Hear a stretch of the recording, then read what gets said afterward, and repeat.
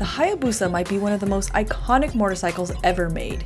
With its bulbous looks and record-breaking speed, Suzuki birthed an icon that has rocked American riding culture since its launch in 1999. Not only will we dive into how the Busa came to be, but as generally a very safety-conscious rider, I wanted to see for myself. What's the big hype about the Hayabusa? But thanks to Richard, who's holding the camera right now, lending me his bike, we're at the Great Lakes Dragway in Illinois, and I'm gonna be able to see for myself what all the hype is about and ride a Hayabusa. To understand Suzuki's motivation behind creating the Hayabusa first, let's look at the motorcycle that ignited the speed war in 1984, the GPZ 900R, otherwise known as the Kawasaki Ninja. Kawasaki had beaten Vincent Blackshadow's 35-year land speed record of 155 miles per hour, set in 1948. The GPZ 900R was a liquid-cooled, 16-valve, inline-4, and could go 151 miles per hour. You may have seen it in a classic 1986 movie, Top Gun. I recently paid a visit to Kawasaki's USA offices, and they had a replica in their rotating museum. No one knows what happened to the original bike. The 1984 Ninja would kickstart a speed war that would change hands with different bikes like the Suzuki GSX-R 1100, which could go up to 160 miles per hour, to the Honda CBR 1000F, which could go up to 164 miles per hour, to the Bimota YB6 EXUP, and even back to the Kawasaki Ninja ZX-11, which could go up to 176 miles per hour. Then, in 1996, Honda released the CBR 1100XX Super Blackbird, named after the Lockheed SR-71 fighter jet, with a whopping 162 horsepower and a top speed of 180 miles per hour. So shout out to Rich, who owns this Busa, for letting me ride it today. So Rich, what can you tell us about your bike? Why did you buy this? What do you ride it for? What's it like? Honestly, I bought it because I want to go fast, and that's really about it, and it's what it's best at. And ride-wise, it's a puppy dog, and you'll see it when you're out there. As long as you're not really going full open on it, it's like any other inline 4. What do you mean by it's a puppy dog? If you don't go over about 6,000 RPMs, it just kind of feels like a V-twin. It's just got torque. You go over 6,000 RPMs, you better hang on.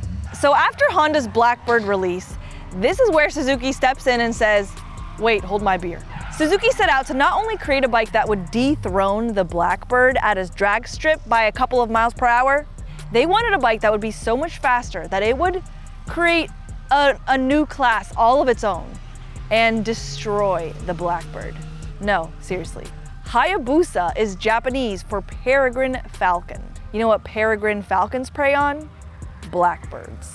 During its design, the Hayabusa would undergo extensive wind tunnel testing with a rider on it to make the most aerodynamic bike available on the market, specifically designed for high speeds.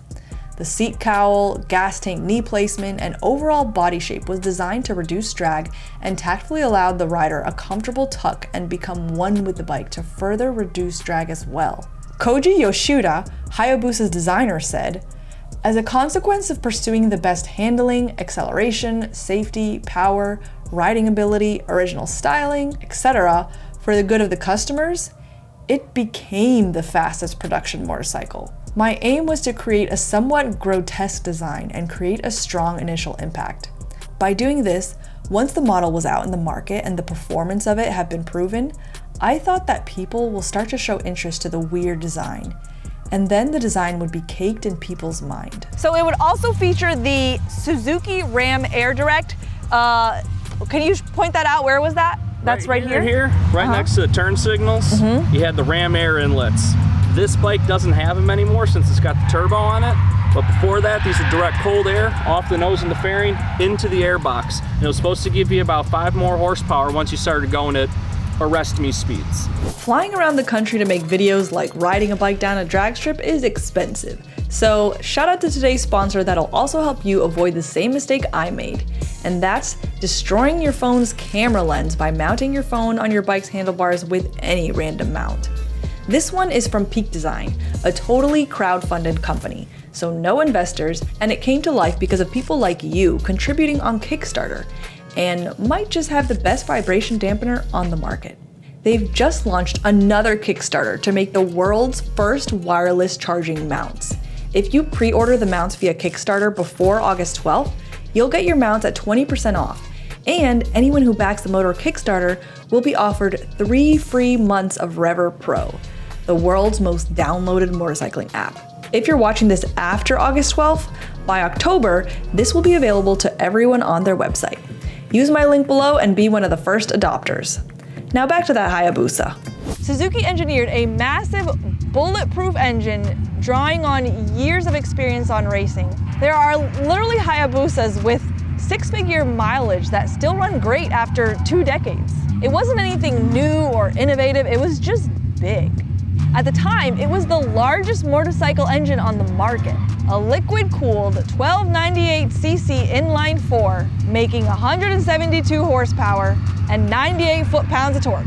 And it could go 0 to 60 in 2.7 seconds. The Hayabusa's reception extended far beyond its performance capabilities. It cultivated a devoted cult following. The press may have been apprehensive about its grotesque design, but this didn't exactly look like the fastest moving vehicle on the market. But enthusiasts admired its distinctive style, durability, and the obvious thrill it offered. Typically, a new sport bike model sells pretty well in its first year, but then sees declining sales each subsequent year. However, the Hayabusa completely defied this trend, with sales increasing every year from its 1999 launch until the second-gen Hayabusa was released in 2008. From its debut in 1999 to June 2007, over 100,000 Hayabusas were sold worldwide. Fueled by the glowing Hayabusan praise, Honda would attempt to rejuvenate the Blackbird with multiple updates including fuel injection and even ram air. But it still fell flat. Then, Kawasaki started production on a ZX-12R, which was aimed at dethroning the Busa, with rumors circulating that it would break the 200 miles per hour barrier.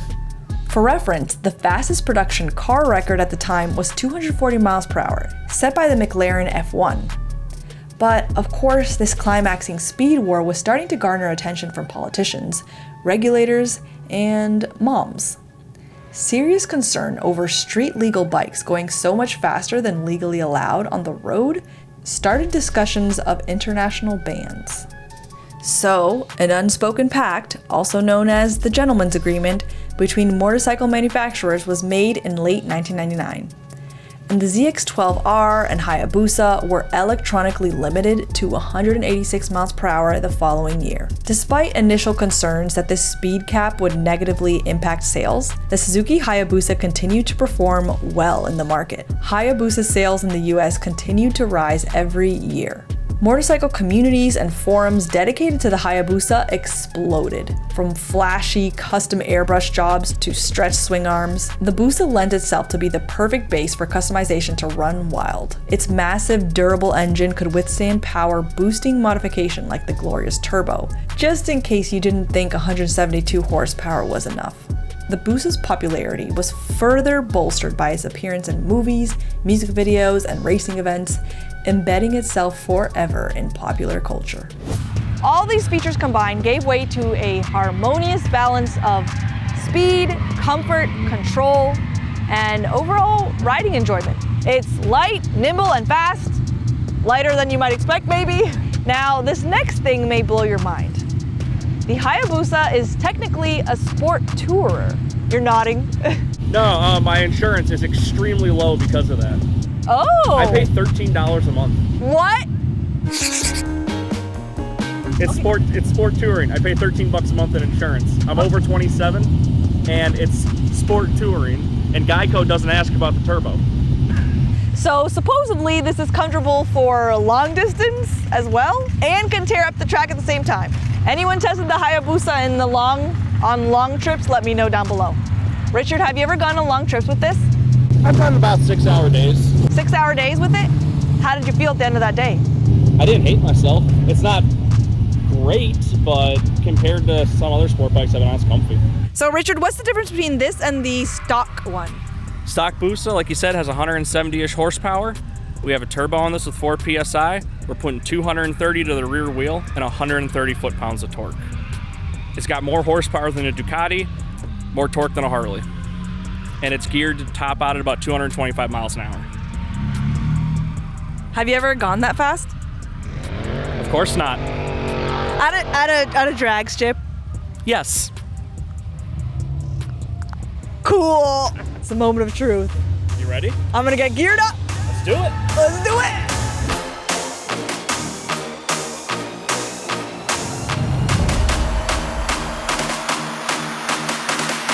All right, here we go. I just can't get over that it's not so much bigger. Like, I thought it would physically feel like ginormous and super intimidating, but maybe I'm just getting used to the Harley Electric Glide, the Bikes and Beers bike that I'm borrowing, because I'm like, it doesn't feel that ginormous as I expected. Okay, go. Just a little bit for the first round. What?